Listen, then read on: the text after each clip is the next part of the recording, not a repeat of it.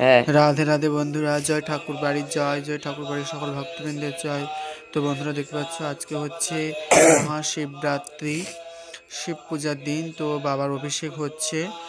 সকাল সকাল আমি মন্দিরে এসে বাবার অভিষেকটা শুরু করে দিয়েছি। আর একটা দুঃখের বিষয় যে এবার হচ্ছে এবছর 2025 এবছর বাবার পুজো মানে বড় ধুমধাম করে হবে না, কারণ হচ্ছে বাড়িতে ঠাকুরদাদা মারা গেছে। তো এবার ছোট করেই পুজো হবে, আর পুজোটা আমি করব, এবার পুরোহিত আনা হবে না, আর নতুন ঠাকুরও আনা হয়নি, যেটা আছে সেটার উপরেই পুজো হবে। তো সেরকম কোনো আয়োজন হয়নি, ছোট করে এই পুজোটা করছি, কারণ সবাই তো বলছিল 1 বছর না হলে, নতুন সাল না পড়লে নাকি পুজো করা যায় না, কিন্তু তবু আমি করছি, কারণ আমি যেটুকু জানি বা আমার নিজের জ্ঞানে যেটুকু মানি যে যে যাবার সে তো তার দুনিয়ায় চলে গেছে, তার জন্য তো ভগবানের সেবা থেকে নিজেকে বঞ্চিত রাখাটা ঠিক নয়। যাই হোক, এটা আমি আমার ব্যক্তিগত জ্ঞান থেকে বা মন থেকে কথাটা বললাম। কিন্তু পূর্বপুরুষ থেকে যে নিয়ম হয়ে আসছে সেটা অবশ্যই মানছি বা মানতে হবে, তবু কিছু কিছু মানার ক্ষেত্রেও বেরিয়ে যায়। তো দেখতে পাচ্ছ বাবার আমি যা কিছু বাড়িতে ছিল সেসব দিয়েই অভিষেক করছি, কারণ সেরকম বাজারও করা হয়নি। মানে মন টনও খুব একটা ভালো নেই, মন কষ্ট, মানে কষ্টই আছে যে যেখানে পুজো বিশাল ধুমধাম করে হয়, হাজার হাজার ভক্তদের নিয়ে পুজো হয়, ঢাক ঢোল হ্যাঁ, বাজে বাজনায় পুজো হয়, সেখানে কেমন যেন দিনটা ফাঁকা বন্ধ ফাঁকা করবো। লাগছে, তার উপর মনও একটু কষ্ট আছে। তো যাই হোক, সেসব কথা থাক এখন। তো বাবার করে অভিষেক দেবো। করছি যেটুকু যেমন পারছি, আমি তো সেরকম মন্ত্রপাঠ কিছুই জানি না, তাই যেমন পেরেছি শুধু ওম নমঃ শিবায়, ওম নমঃ শিবায় বলে বাবার অভিষেক করেছি, প্লাস হচ্ছে বাবার যে পুজোটা করেছি, পুজোও কিন্তু আমি সেভাবেই করেছি, যেটুকু জানা সেটুকুর মধ্যে দিয়েই করেছি। তো তোমরা ভিডিওটা স্কিপ না করে একটু দেখতে থাকো, আশা করি ভালো লাগবে, আর ভালো না লাগলে তো করার কিছু নেই, বলো। তো ঠাকুর বাড়ির এবার পুজোটা খুব ছোটো করেই হলো, দেখতেই পাচ্ছ, বুঝতেই পারছো। আবার সামনে আশা করি বাবা বাঁচিয়ে রাখলে, সব মঙ্গল রাখলে, আবার সামনেবার ধুমধাম করে ভক্ত নিয়ে বাজে বাজনায় পুজো হবে বাবার।